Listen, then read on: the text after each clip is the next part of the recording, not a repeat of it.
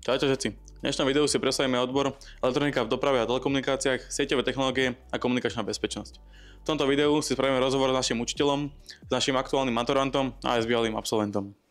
Aký je rozdiel medzi elektrotechnikou v doprave a elektrotechnikou? Tieto dva odbory sú dosť príbuzné s tým, že elektrotechnika v doprave a telekomunikáciách sa venuje predovšetkým zariadeniam, ktoré sa používajú v doprave.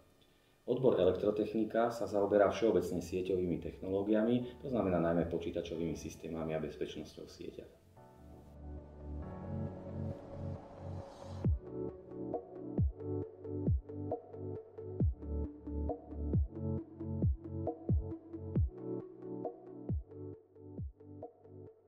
Elektrotechnické merania, tie boli zaujímavé práve tým, že sme prišli do styku s nejakými zariadeniami poprvýkrát.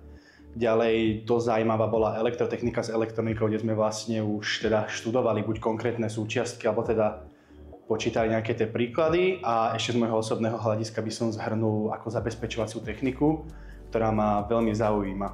Čiže tam som si vlastne našiel aj to, že prečo som prišiel študovať na túto školu.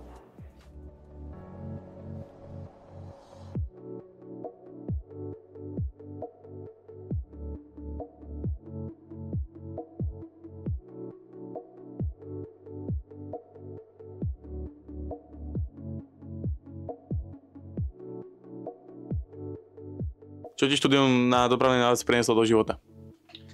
Takže za mňa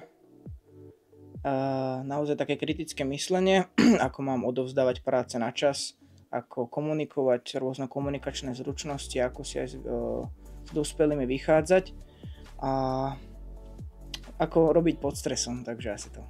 Dúfam, že ste sa v tomto videu dozvedeli veľa užitočných informácií. Nezabudnite nás sledovať a pozrite si aj ďalší obsah. Čaute.